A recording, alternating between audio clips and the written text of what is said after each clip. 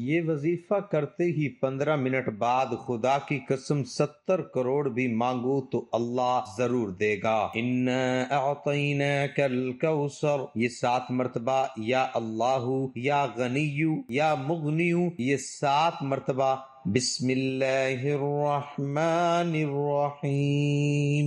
محترم ناظرین، خدا کی قسم اگر آپ لوگ یہ وظیفہ پڑھ کے 70 کروڑ مانگو تو اللہ پاک آپ کو عطا کر دیں گے۔ آج آپ لوگوں کو وہ خاص وظیفہ بتانے لگا ہوں۔ آپ لوگوں نے اپنی زندگی میں شاید کوئی ایک آدھ بندے نے کوئی یہ وظیفہ کیا ہو تو کیا ہو، لیکن بہت کم لوگ اس وظیفے کو جانتے ہیں اور کسی نے سنا بھی نہیں ہوگا۔ آج کا وظیفہ اتنا مجرب ہے اور اتنا خاص ہے، اس وظیفے کو پڑھتے ہی 24 گھنٹے کے اندر اندر انشاءاللہ آپ کی حاجت مراد پوری ہوگی، اور اگر آپ پر بے شمار قرضہ ہے تو وہ قرضہ بھی اتر جائے گا۔ اگر کوئی ایسی آپ کی حالت ہے، مثال کے طور پر آپ کو اپنا ذاتی مکان چاہیے، تو آپ یہ وظیفہ پڑھ کے اللہ پاک سے دعا مانگ لو، چاہے آپ کی ایک حاجت ہو چاہے آپ کی 100 حاجتیں ہوں، یہ وظیفہ پڑھ لو اور اللہ پاک سے اپنی حاجتوں کے لیے، پریشانیوں کو ختم کرنے کے لیے دعا مانگ لو۔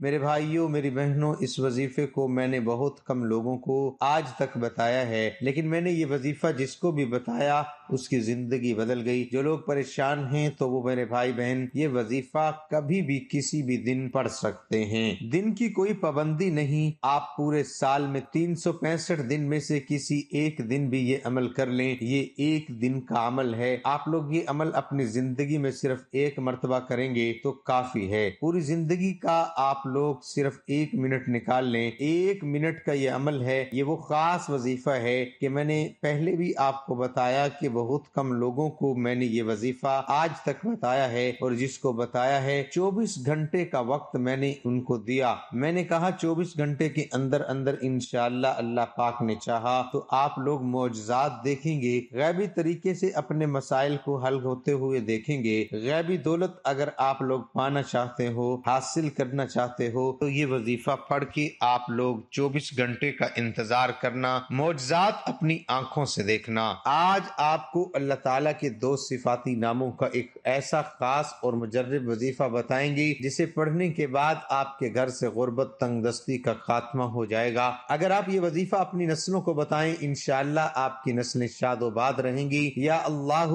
یا غنیو یا مغنیو کا خاص وظیفہ بتائے گئے طریقے کے مطابق پڑھ لیں۔ قرآن مجید میں اللہ تعالیٰ نے خود فرمایا کہ میرے اسماء حسنہ میں سے صفاتی ناموں سے اپنی زندگیوں کو آسان کر لیجئے۔ اس پر بہت سے اکابرین نے، بہت سے اللہ کے ولیوں نے، بہت سے پیغمبروں رسولوں نے اللہ تعالیٰ کے صفاتی ناموں کو آزمانے کے بعد ظاہر کر دیا کہ وہ اسماء اعظم ہیں، جسے بتائے گئے طریقے کے مطابق پڑھ لیا جائے تو اللہ تعالیٰ آپ کے گھر سے بے سکونی، بے برکتی کا خاتمہ فرما دیتا ہے، آپ کے گھر میں سے رحمتوں برکتوں کی برسات فرما دیتا ہے، آپ کے رزق میں وسعت عطا فرما دیتا ہے۔ یہ خاص وظیفہ آج تک جس نے بھی کیا، اللہ تعالیٰ نے اس کے گھر سے تمام مشکلات اور پریشانیوں کا ہمیشہ کے لیے خاتمہ فرما دیا۔ بات ساری یقین کامل کی ہے، بات ساری ذکر الہی اور رب کعبہ کو راضی کرنے کی ہے، اور رب کی ذات ہمیشہ تب ہی آپ کے وظائف کا فائدہ دیتی ہے جب آپ کا یقین کامل ہوتا ہے۔ بس ناظرین، اس وظیفے کو کرنے کی صرف ایک ہی شرط ہے، وہ ہے یقین کامل۔ جس طرح ہم دنیاوی اسباب پر یقین رکھتے ہیں اور اتنی محنت و مشقت کرتے ہیں، اگر ہم اتنا یقین ان روحانی اسباب پر کریں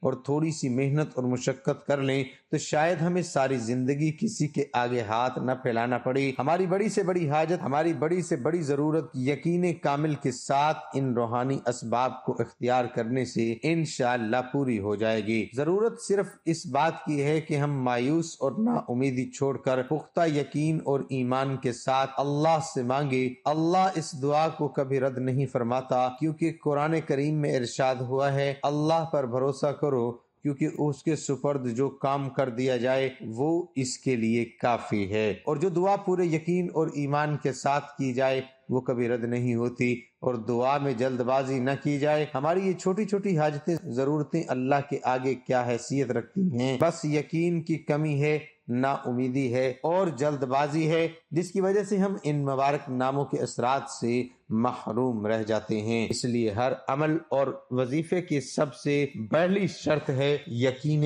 کامل ہو۔ بحیثیت مسلمان یہ ہمارے ایمان کا تقاضا بھی ہے کہ ہم ان پر کامل یقین رکھیں۔ اگر کسی عمل یا وظیفے کے اثرات ہم تک نہیں پہنچتے تو سراسر اس میں ہمارا اپنا ہی قصور ہوتا ہے۔ ہم کوئی عمل یا وظیفہ کرتے ہیں تو ہمارا مقصد یا نیت یہ ہوتی ہے کہ آزمایا جائے کہ اس سے ہمیں فائدہ ہوگا یا نہیں۔ جب بھی کوئی عمل یا وظیفہ آپ آزمائش کی نیت سے کرتے ہیں اس میں شک شامل ہو جاتا ہے۔ اس لیے کوئی بھی کام شروع کرنے سے پہلے اپنے اللہ پر پورا یقین رکھیں اور اسی سے ہی مدد مانگے، بے شک وہی ہمارا کارساز اور بہترین مددگار ہے۔ اور اپنے رب کو یاد کرتے رہا کریں، کیونکہ قرآن پاک میں ارشاد ہوا ہے اپنے پروردگار کے نام کی تسبیح کرو جس کی شان سب سے اونچی ہے۔ محترم ناظرین، ایک بات یاد رکھیے، یقین اللہ کی طرف سے آتا ہے اور شک ہمیشہ شیطان پیدا کرتا ہے تاکہ ہم یقین کی دولت چھوڑ کر شک اور وسوسے میں پڑ جائیں اور اپنے تمام اعمال غارت کر لیں۔ اس لیے ناظرین، کبھی یقین کا دامن نہ چھوڑنا، یقین انشاءاللہ آپ کو ایک دن کامیاب کر دے گا۔ بس اللہ پر یقین رکھو، وہ تمہیں ویران کنویں سے نکال کر سلطنت کا بادشاہ بنانے کی طاقت رکھتا ہے۔ ناظرین، قرآن پاک اتنی مبارک کتاب ہے، یہ اتنی پیاری کتاب ہے کہ قرآن مجید میں شفا کے نسخے ہیں۔ ہر طرح کی بیماری، چاہے کوئی بھی بیماری ہو تو اس قرآن پاک میں شفا کے نسخے بھی ہیں اور ہر طرح کی معاشی پریشانی کا حل بھی موجود ہے۔ جس طرح آج کل لوگ، آپ کو پتہ ہے، طرح طرح کی پریشانیوں کا شکار ہیں، ایک پریشانی ختم ہوتی ہے تو دوسری شروع ہو جاتی ہے۔ قرآن پاک میں ہر طرح کی معاشی پریشانی کا حل موجود ہے۔ اگر آپ کا دل چاہتا ہے کہ آپ لوگ اپنے اللہ سے باتیں کرو تو قرآن پاک کھول کر پڑھ لیا کرو۔ وہ لوگ خوش قسمت ہوتے ہیں جن گھروں میں قرآن پاک کی تلاوت ہوتی ہے اور وہ لوگ ہر روز قرآن پاک پڑھتے ہیں۔ حضرت ابو موسیٰ اشعری رضی اللہ تعالی عنہ سے روایت ہے کہ حضور اور نبی اکرم صلی اللہ علیہ وسلم نے فرمایا، جو بندہ مومن قرآن مجید پڑھتا رہتا ہے اس کی مثال مالٹے کی طرح عرب کے ایک لذیذ پھل کی سی ہے جس کی خوشبو بھی اچھی اور ذائقے دار ہوتا ہے۔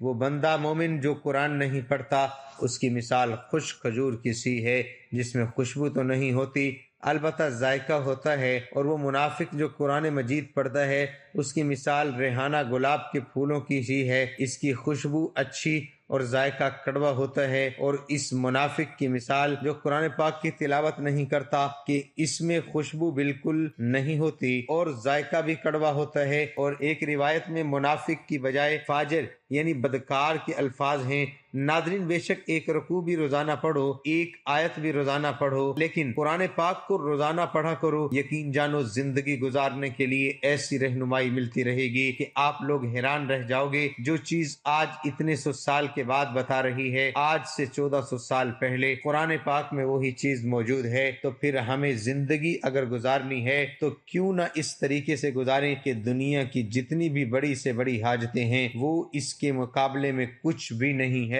قرآن پاک سب سے بہترین کتاب ہے اور ہر پریشانی کا حل اس میں موجود ہے۔ اس لیے بالکل پریشان نہ ہوں اور اللہ پر توکل رکھیں، وہ آپ کے تمام مسائل حل کر دے گا۔ کیونکہ قرآن پاک میں فرمایا ہے کہ جب بندہ بہت پریشان ہو جاتا ہے تو پھر اس کو تسلی دی گئی ہے کہ ان مع العسر یسرا، بے شک ہر تنگی کے بعد آسانی ہے۔ اللہ رب العزت کے سامنے ایسے گڑ گڑا کر مانگے کہ اللہ پاک آپ کے آنسوؤں کو دیکھ کر فوراً عطا کر دیں۔ حضرت ایوب علیہ السلام کو جب اتنی بڑی بیماری میں اتنے عرصے کے بعد جب صحت عطا کی گئی تو اللہ پاک نے پہلے سے بھی زیادہ نعمتیں ان کو عطا کی، حالانکہ وہ سب سے جو پہلے تھا وہ تو تباہ ہو چکا تھا، لیکن حضرت ایوب علیہ السلام اپنے رب کی طرف ہی اوزاری اور شکر گزاری کرتے رہے اور مانگتے رہے تو اللہ پاک نے بھی پھر ہر طرح کی نعمتیں عطا فرما دی۔ ہم نے بھی ہر حال میں اسباب کو اختیار کرتے ہوئے صرف اللہ پاک کی رحمت کی طرف توجہ کرنی ہے۔ انشاءاللہ اللہ پاک سب کے کام بنائیں گے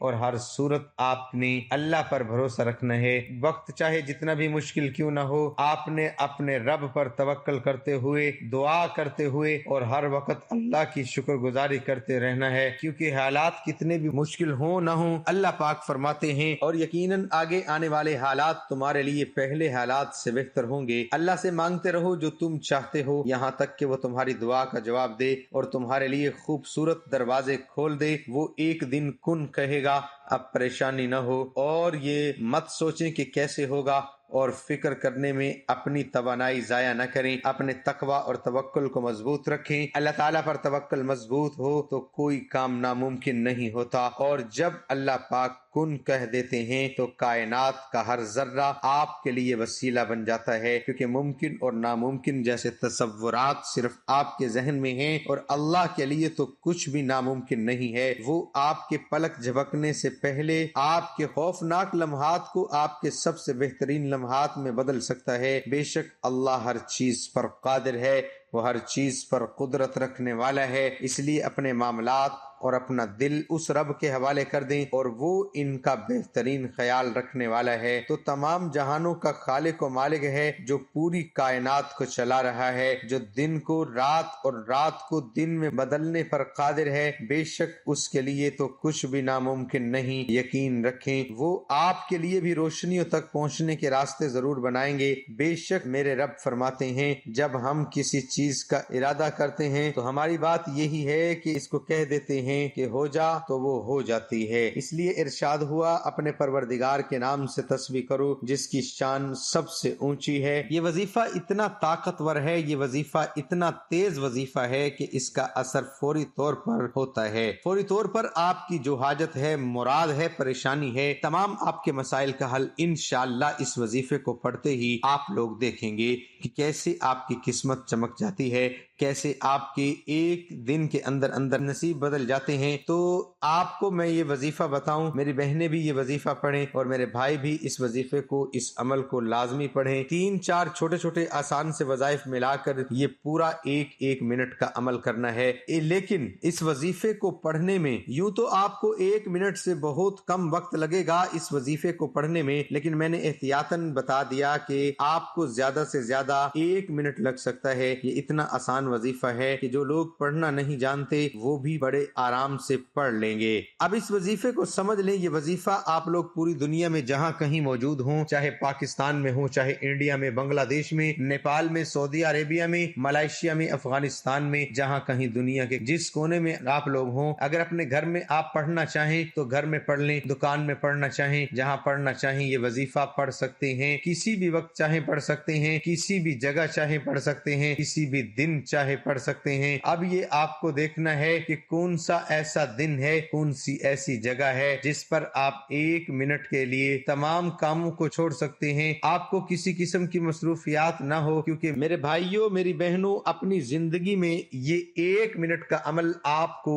1 مرتبہ پڑھنا ہے، تو آپ لوگ بے دلی سے ہرگز نہ پڑھیے گا۔ کچھ لوگ کام بھی کر رہے ہوتے ہیں، ساتھ میں وظائف بھی پڑھ رہے ہوتے ہیں، تو اس طرح آپ کو اس وظیفے کو نہیں پڑھنا۔ تو اب آپ کو سب سے پہلے جب یہ وظیفہ شروع کرنا ہے تو آپ کو سب سے پہلا جو کام کرنا ہے وہ آپ کو درود پاک لازمی پڑھنا ہے۔ درود ابراہیمی پڑھ لیں، صلی اللہ علیہ وآلہ وسلم پڑھ لیں، صلی اللہ علی محمد پڑھ لیں۔ جو درود پاک آپ کو پڑھنا ہے، صرف 1 مرتبہ کوئی سا بھی درود پاک پڑھ کے یہ آج کا وظیفہ، آج کا عمل شروع کر لیں۔ 1 مرتبہ میرے ساتھ بھی درود پاک پڑھ لیں تاکہ ثواب ہو۔ اللہم صلی علی محمد وعلی آل محمد کما صلیت علی ابراہیم وعلی آل ابراہیم انک حمید مجید۔ اللہم بارک علی محمد وعلی آل محمد کما بارکت علی ابراہیم وعلی آل ابراہیم انک حمید مجید۔ درود پاک پڑھنے کے بعد آپ لوگوں کو فوراً جو پہلا وظیفہ پڑھنا ہے وہ اللہ تعالیٰ کے